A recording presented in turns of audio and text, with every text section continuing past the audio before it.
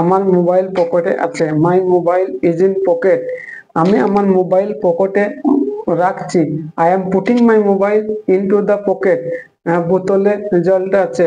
The water is in বোতল। আমি বোতলে জল ভরছি। I am pouring the water into the বোতল।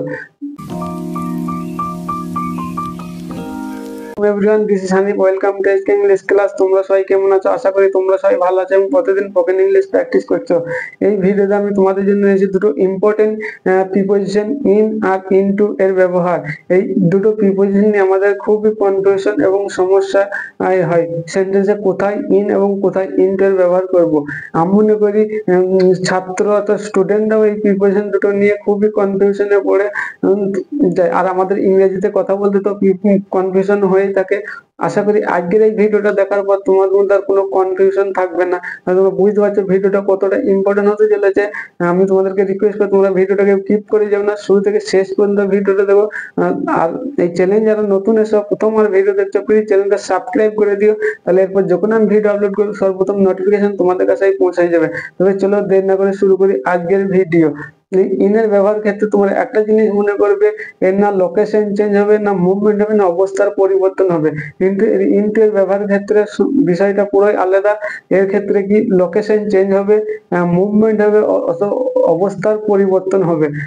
তাহলে এক্সাম্পল দেখো, বিড়ালটা রান্নাঘরে আছে। The cat is in kitchen. এখানে আমি বলছি না যে বিড়ালটা রান্নাঘরে দৌড়ে যাচ্ছে বা রান্নাঘর থেকে দৌড়ে বাইরে। এক্ষেত্রে আমি বিড়ালটার অবস্থানটা বলছি যে বিড়ালটা রান্নাঘরেই আছে। যদি আমি বলি বিড়ালটি রান্নাঘরে যাচ্ছে, তাহলে সেন্টেন্সটা কিরকম হবে দেখো, the cat is going into the kitchen.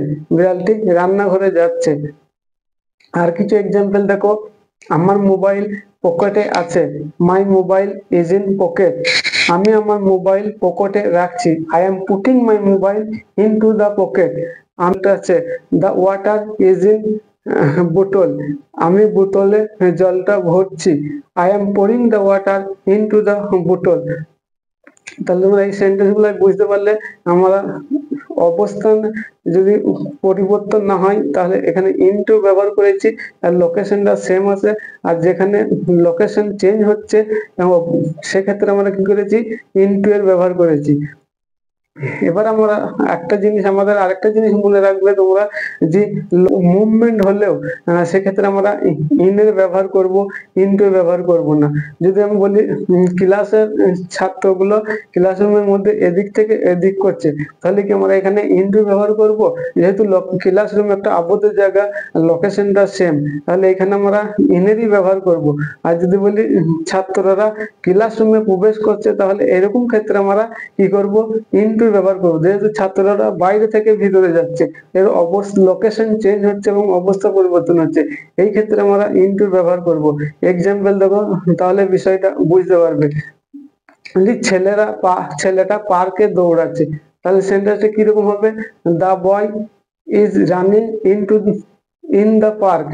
আমি যদি বলি ছেলেটা বাইরে থেকে দৌড়ে পার্কে ঢুকলো, তাহলে কিরকম হবে দেখো, the boy ran into the park। এখানে ছেলেটা বাইরে ছিল এবং বাইরে থেকে ভিতরে প্রবেশ করলো।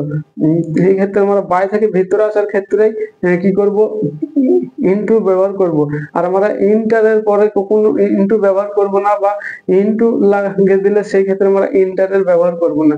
তো বাইরে থেকে ভিতরে আসুক এরকম বুঝা নেব। আর আরেকটা এক্সাম্পল দেখো, ছেলেগুলা সুইমিং পুলে সাঁতার কাটছে, তাহলে কিরকম হবে, the children are swimming in the swimming pool. তাহলে ছেলেরা সুইমিং পুলে সাঁতার কাটছে।